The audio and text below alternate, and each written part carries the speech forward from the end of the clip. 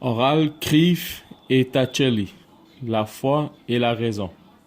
Apologétique. Question globale. Définir la foi. Acte de foi contre l'objet de foi. L'objet de la foi, tout ce que Dieu a révélé. La Bible, les credos, les autres enseignements de l'Église. Foi est exprimée par des propositions. Les propositions sont nombreuses, mais un seul objet ultime de foi, la parole de Dieu, Dieu.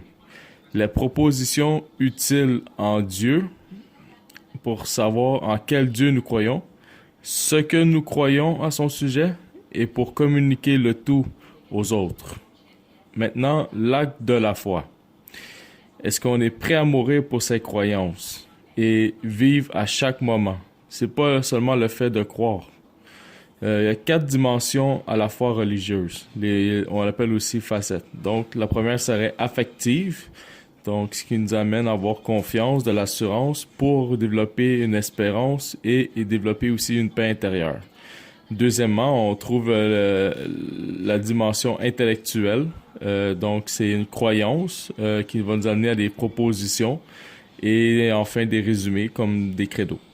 La troisième partie dimension, ça serait volitive. Donc, au niveau de la volonté, c'est bien sûr, on a l'obéissance, la fidélité, ce qui va nous amener à faire des œuvres bonnes. Après ça, c'est la quatrième dimension, c'est né dans le cœur, ce qui est le centre absolu au niveau des décisions décisionnelles, qui détermine notre identité puis notre destin aussi en vue d'aller au ciel. Donc, mais né dans le cœur, ça veut pas dire les sentiments, ni les affections, ni les émotions.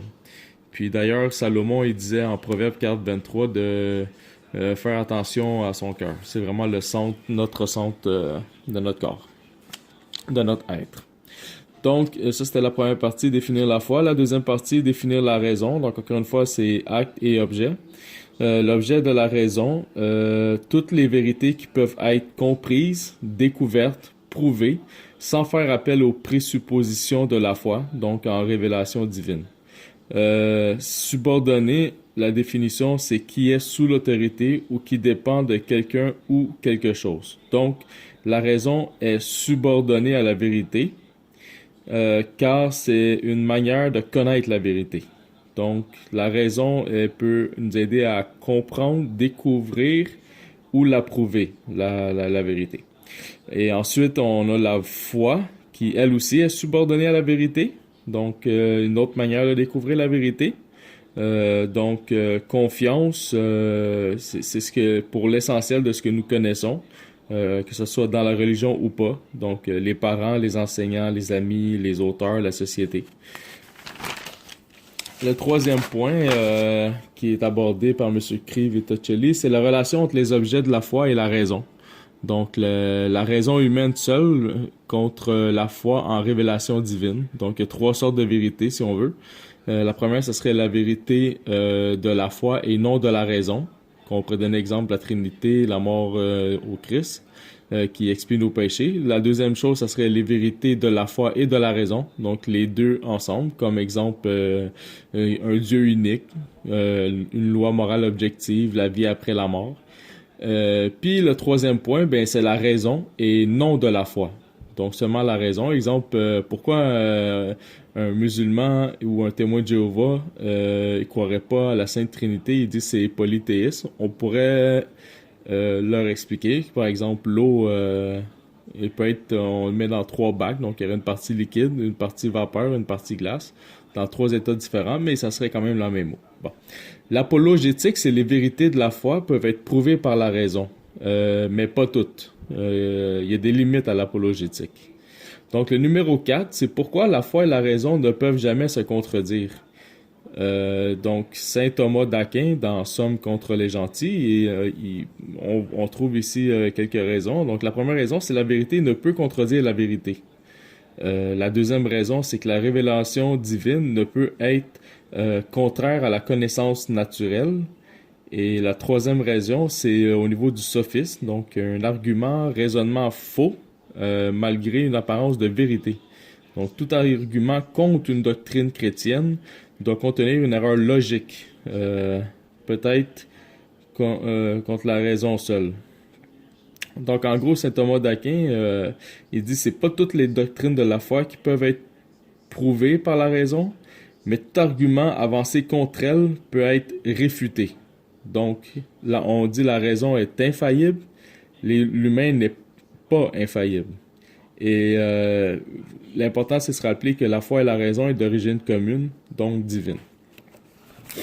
Ensuite, le point qui suit, c'est les arguments en faveur de l'existence de Dieu. Il y aurait l'argument de la causalité efficiente, qui est le premier point.